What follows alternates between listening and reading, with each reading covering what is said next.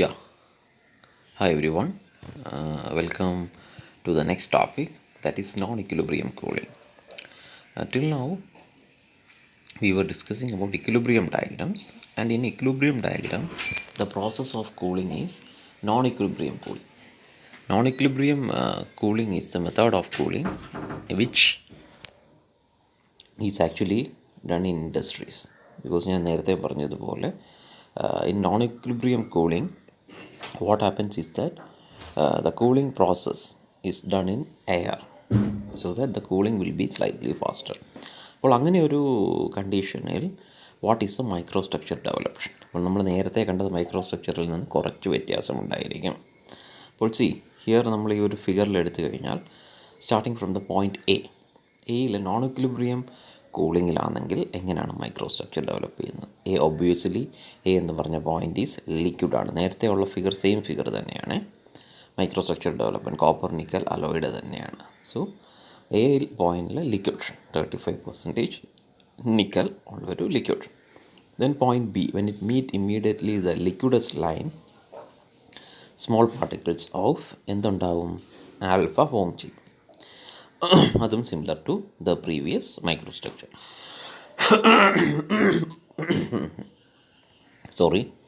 And coming to the point C, we can see the microstructure consists of alpha grains, and it has two layers. That is, inside there is,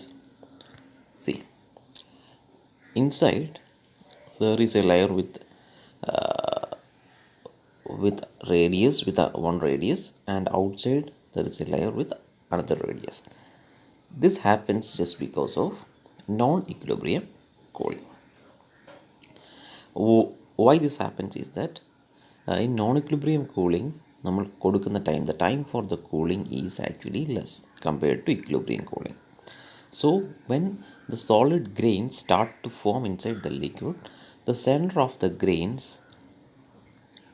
is the center of the grain is the first part of a particular grain to cool rapidly. അത് കഴിഞ്ഞിട്ടാണ് outer പാർട്സിലേക്ക് വരുന്നത് അല്ലേ? കാരണം the outer parts immediately in the vicinity of the outer boundaries of the particular grain formed, there is the liquid melt is there.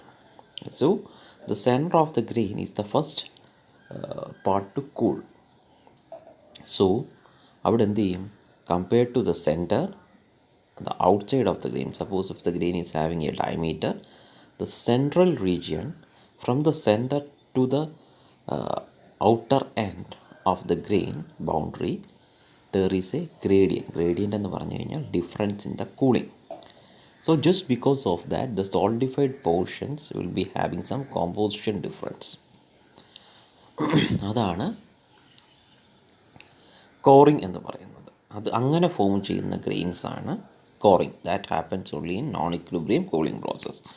So remember one thing, all the practical applications, almost 80 to 85% of the cooling process is done in non-equilibrium conditions. Okay, so അപ്പോൾ ഇവിടെ അങ്ങനെ non equilibrium cool ചെയ്ത് കഴിഞ്ഞാൽ alpha എന്ന് പറഞ്ഞു കഴിഞ്ഞാൽ എന്തായിരിക്കും?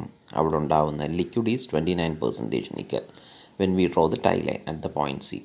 But when we draw a tie line to the solidus line, it actually, for equilibrium process, the composition of the solid is 40 nickel.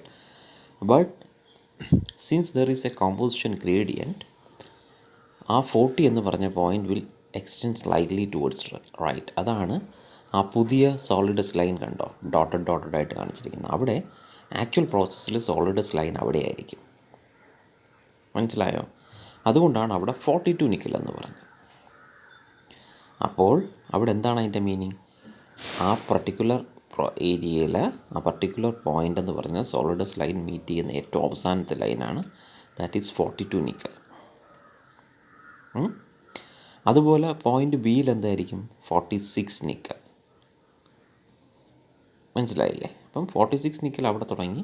അത് നോർമൽ സോൾഡസും ആക്ച്വൽ സോൾഡസും നോൺ ഇക്വിലിബ്രിയം സോൾഡസും തമ്മിൽ ഓക്കെയാണ്, വലിയ ഡിഫറൻസ് ഇല്ല. But when we come down, അതിൻ്റെ ഡിഫറൻസ് കാരണം solidus line start to move rightwards. അപ്പോൾ അതിനെ ഡോട്ടഡ് ലൈൻ വെച്ച് റെപ്രസെൻറ്റ് ചെയ്തു. അതുകൊണ്ടാണ് ആൽഫ 42 നിക്കൽ എന്ന് പറയുന്നത്. അപ്പോൾ ഈ 42 നിക്കൽ എന്ന് പറയുന്നതിനകത്ത് തന്നെ ഇൻസൈഡ് വിൽ ബി 46 നിക്കൽ. കാരണം ആദ്യം കൂൾ ചെയ്ത 46 നിക്കൽ അവിടെ കാരണം അവിടെ നിന്ന് നമുക്ക് ഒരുപാട് സമയം മാറ്റമില്ല ഇല്ലേ. ആക്ച്വലി കൂൾ ചെയ്ത് കണ്ടിന്യൂസ് ആയിട്ട് പോവാം.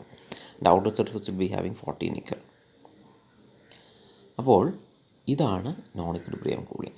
അപ്പോൾ ഇങ്ങനെ ഉണ്ടാവുന്നത് കൊണ്ട് ഒരു കോൺസെൻട്രേഷൻ ഗ്രേഡിയൻസ് എസ്റ്റാബ്ലിഷ് ചെയ്യും. And finally you can see if you consider the point D, consider point E, you can see here clearly that it's 46, 40, 35 and all. അപ്പോൾ അതുകൊണ്ട് നമുക്ക് ഈസി ആയിട്ട് പറയാൻ പറ്റും there are concentration gradients across the grains. അപ്പോൾ ഇതിനെയാണ് actually എന്തെന്ന് പറയുന്നത്,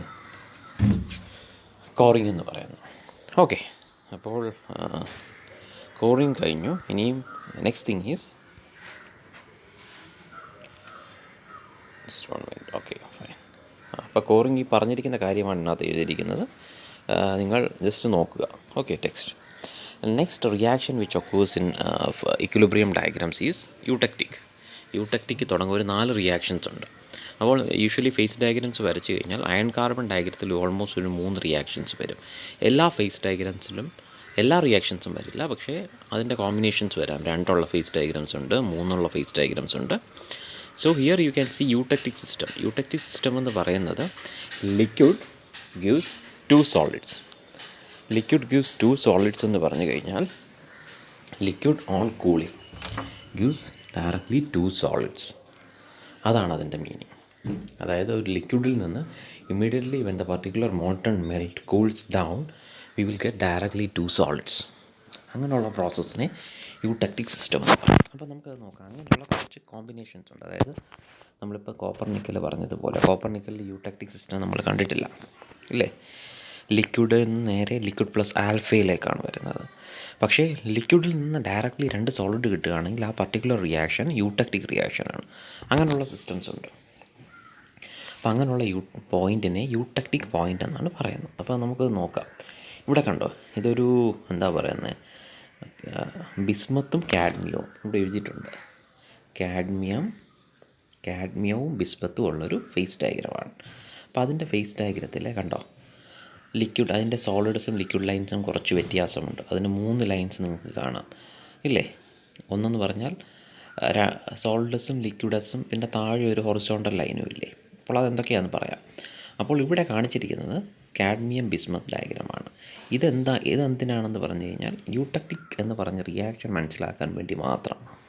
ഡയഗ്രാം ഞാൻ പറയുന്ന ഡയഗ്രാംസ് മാത്രം വരച്ച് പഠിച്ചാൽ മതി. അപ്പോൾ ഇവിടെ നിങ്ങൾ കണ്ടോ, ആദ്യം ലിക്വിഡായിരുന്നു ഇല്ലേ. ലിക്വിഡിൽ നിന്ന് നേരെ ഒരു പോയിന്റിൽ കൂടെ താഴേക്ക് വന്നപ്പോൾ അവിടെ എന്ത് പറ്റി, ബിസ്മത്ത് പ്ലസ് കാഡ്മിയം എന്ന് എഴുതിയിട്ടുണ്ടോ. അതെന്ന് പറഞ്ഞാൽ 2 സോളിഡ് ഫോം ചെയ്യുക. ആ പോയിന്റിൽ പർട്ടിക്കുലർ 40%, 40-60 എന്ന് പറഞ്ഞ കോമ്പിനേഷൻ ഇട്ട് കണ്ടിരിക്കുന്നുണ്ടോ. 40% കാഡ്മിയം അല്ലെങ്കിൽ 60% ബിസ്മത്ത്. കണ്ടോ, ലിക്വിഡിൽ നിന്ന് when we cool directly down you will get direct 2 solids. ഈ ഒരു പർട്ടിക്കുലർ റിയാക്ഷനെയാണ് എന്ത് പറയുന്നത്, യൂടെക്റ്റിക് റിയാക്ഷൻ. മനസ്സിലായോ? അപ്പോൾ ഇതുപോലെ യൂടെക്റ്റിക് പോലെ പെറിടെക്റ്റിക് റിയാക്ഷൻ ഉണ്ട്, യൂടെക്ടോയിഡ് ഉണ്ട്. അത് പറഞ്ഞുതരാം. അപ്പം ഓരോന്നിനും ഓരോ എന്താ പറയുന്നത്, ഐഡൻറ്റിഫൈ ചെയ്യാൻ ഓരോ രീതികളുണ്ട്. അപ്പോൾ liquid giving 2 solids directly gives eutectic reaction. അതുപോലെ ഓരോന്നിനും ഓരോ രീതിയാണ്. അപ്പോൾ ബിസ്മത്ത് കാഡ്മിയം എന്ന് പറയുന്ന സിസ്റ്റം ഞാൻ കാണിച്ചത് അതിൻ്റെ യൂടെക്റ്റിക് എന്ന് പറഞ്ഞ റിയാക്ഷൻ എക്സ്പ്ലെയിൻ ചെയ്യാനാണ്. ഇനി coming to the previous slide, ഇവിടെ ഒന്നുകൂടി പറയാം. നമ്മൾ നേരത്തെ 40 എന്ന് പറഞ്ഞ പോയിൻ്റ് എടുത്തില്ലേ. 40 എന്ന് പറഞ്ഞ പോയിൻറ്റിൽ 40ക്ക് റൈറ്റ് സൈഡിലേക്ക് പോയി കഴിഞ്ഞ് കഴിഞ്ഞാൽ ഹൈപ്പർ യൂടെക്റ്റിക് സിസ്റ്റവും ലെഫ്റ്റ് സൈഡിലേക്ക് പോയി കഴിഞ്ഞാൽ ഹൈപ്പോ യൂടെക്റ്റിക് സിസ്റ്റവും. ഓക്കെ, അപ്പോൾ ഇവിടെ റൈറ്റിലേക്ക് മൂവ് ചെയ്താൽ എന്താ, കോമ്പോസിഷൻ കൂടും. ലെഫ്റ്റിലേക്ക് മൂവ് ചെയ്താൽ എന്താ, കോമ്പോസിഷൻ കുറയും. അപ്പം solute concentration less than eutectic composition are called hypo eutectic. അപ്പോൾ ആ പോയിന്റിൽ ലെഫ്റ്റിലേക്ക് മൂവ് ചെയ്താൽ ഹൈപ്പോ യൂടെക്റ്റിക്കും റൈറ്റിലേക്ക് മൂവ് ചെയ്താൽ എന്താ, ഹൈപ്പർ യൂടെക്റ്റിക്കും. ഇത് പറയാൻ കാരണം നമ്മളൊരു ഈ യൂടെക്റ്റിക് റിയാക്ഷൻ പോലെ തന്നെ യൂടെക്ടോയിഡ് റിയാക്ഷൻ ഉണ്ട്. ആ യൂടെക്ടോയിഡ് റിയാക്ഷനിലും ഇതുണ്ട്, ഹൈപ്പോ യൂടെക്റ്റിക്കും ഹൈപ്പർ യൂടെക്റ്റിക്കും. അപ്പോൾ ക്വസ്റ്റ്യനിൽ ഡയറക്റ്റായിട്ട് പറയുന്ന ഇതായിരിക്കും,